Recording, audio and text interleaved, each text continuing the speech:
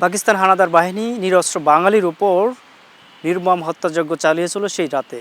দর্শক, আমরা আজ রাজারবাগ পুলিশ লাইন যে জাদুঘরটি রয়েছে, আমরা কিন্তু সরাসরি সেখান থেকে যুক্ত রয়েছি। দর্শক, আজ আপনাদেরকে এই 25শে মার্চ কালো রাতে যে হত্যাযজ্ঞ করেছে, নিরস্ত্র বাঙালির উপর হত্যাযজ্ঞ চালিয়েছিল, তার এখানকার সেই প্রমাণ্য চিত্র এইভাবে এবং পুলিশ জাদুঘর এই প্রথমেই কিন্তু এই রাজারবাগ পুলিশ লাইন থেকেই কিন্তু নিরস্ত্র বাঙালির উপরে কিন্তু পাকিস্তান হানাদার বাহিনী তারা কিন্তু হামলা চালিয়েছিল এবং গণহত্যাটি তারা করেছিল।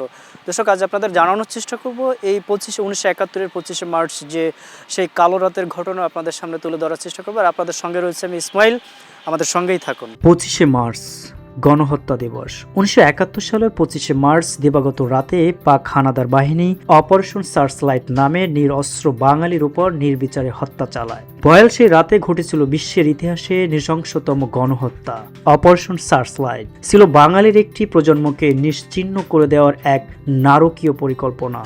বসুন্ধরা, উত্তরা, বনশ্রী, কুড়িল ও বাড্ডা সহ রাজধানীর বিভিন্ন স্থানে অভিজাত ও অত্যাধুনিক মানের ফ্ল্যাট কেনার এক নির্ভরযোগ্য প্রতিষ্ঠান প্লেজেন্ট প্রপার্টিজ লিমিটেড। 1971 সালের 25শে মার্চ ছিল শেখ মুজিবুর রহমানের অসহযোগ আন্দোলনের 24তম দিন। আলোচনার আড়ালে যখন গণহত্যার ব্লুপ্রিন্ট চূড়ান্ত, ঠিক তখনই সন্ধ্যায় গোপনে ঢাকা ত্যাগ করেন তৎকালীন প্রেসিডেন্ট ইয়াহিয়া খান। তার নির্দেশে শুরু হয় পোড়া মাটি নীতি। লক্ষ্য ছিল একটাই, তৎকালীন পূর্ব পাকিস্তানের মাটি রক্ষা করা, মানুষ নয়। জেনারেল টিক্কা খানের সেই নিষ্ঠুর নির্দেশনার বলি হয় লাখ লাখ প্রাণ। 25শে মার্চ রাতের কথা জানাতে গিয়ে ঢাকা বিশ্ববিদ্যালয়ের অধ্যাপক, ইতিহাস বিভাগের professor doctor SM. Rezaul Karim বলেন, সেদিন মধ্যরাতে পাকিস্তানি সৈন্যরা সাজোয়া ট্যাঙ্ক ও ভারী অস্ত্রশস্ত্র নিয়ে ঝাঁপিয়ে পড়ে। ঢাকা বিশ্ববিদ্যালয়, পিলখানা আর রাজারবাগ হয়ে ওঠে মৃত্যুপুরী। ছাত্র, শিক্ষক, পুলিশ ও সাধারণ মানুষকে নির্বিচারে হত্যা করাই ছিল এই নারকীয় পরিকল্পনার মূল উদ্দেশ্য। যে সামরিক বাহিনীর কেন্দ্রীয় যে ক্যান্টনমেন্ট, সেইটা ঢাকা চলে আসবে। তার মানে যে সামরিক যে প্রধান কেন্দ্র সেটা আসবে পূর্ব বাংলায়, তারপরে হচ্ছে রাজধানী হবে পূর্ব পাকিস্তানে বা পূর্ব বাংলায়। ফলে এই আলোচনাটা পশ্চিম পাকিস্তানে বেশ জনপ্রিয় হয়েছিল। 25শে মার্চ যে পরিকল্পিতভাবে বাঙালি নিধনের একটা উদ্যোগ নেওয়া হয়েছিল। রাজারবাগ পুলিশ লাইন্স থেকে শুরু হওয়া সেই প্রতিরোধ আর বিশ্ববিদ্যালয় জগন্নাথ হলের সেই করুণ আর্তনাদ আজ বধ্যভূমিগুলোতে প্রতিধ্বনিত হয়। রায়ের বাজার বধ্যভূমি থেকে শুরু করে সারা দেশে ছড়িয়ে পড়েছিল লাশের স্তূপ। আজকের প্রজন্মের কাছে এই দিনটি কেবল ইতিহাস নয়, বরং এক শোকাতুর গর্বের নাম। রাজারবাগ পুলিশ লাইন্স জাদুঘর পরিদর্শন করতে আসা এক দর্শনার্থী জানান, এখানে আসলে বুকটা কেঁপে ওঠে। 25শে মার্চের সেই বর্বরতা যে কতটা ভয়াবহ ছিল তা এখানকার স্মৃতিচিহ্নগুলো দেখলেই বোঝা যায়। সর্বোচ্চ চেষ্টা করেছে, রক্ত দিয়েছে এই বাঙালির ঐতিহ্য ধরে রাখার জন্য। সব ধরনের যুদ্ধতে তারা মোকাবিলা করেছে এবং একটা সময় এই বাংলাদেশের বাঙালিদের ভাষা কেড়ে নেওয়ার জন্য গণহত্যা পর্যন্ত চালানো হয়েছে এবং তারা এতটা ভূমিকা নিয়েছে, সবসময় কিন্তু বাঙালির কণ্ঠস্বর চেপে ধরার জন্য তারা চেষ্টা চালিয়েছিল এবং এই কণ্ঠস্বর চেপে ধরার জন্যই কিন্তু তারা এই গণহত্যা চালিয়েছিল।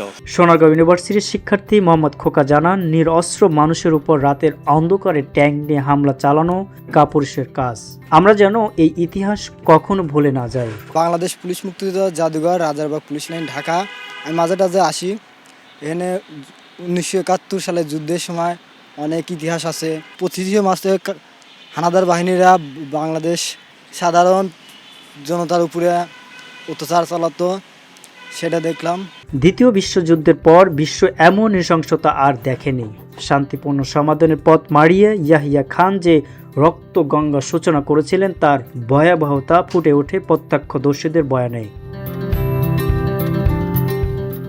সিনিয়র সাংবাদিক ঢাকা রিপোর্টার্স ইউনিটির সাধারণ সম্পাদক মাইনুল হাসান সোহেল বলেন, অপারেশন সার্চলাইট ছিল একটি প্রজন্মকে নিশ্চূন্য করে দেওয়ার নীল নকশা। এটি বিশ্বের ইতিহাসে বর্বরচিত গণহত্যাগুলোর অন্যতম।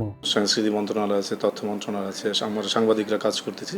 সেক্ষেত্রে আগামী দিনেও এটা নিয়ে একটু কাজ করার সুযোগ আছে। নতুন প্রজন্মের কাছে এটার ইতিহাস তুলে ধরার একটা সুযোগ বা সময় এসেছে।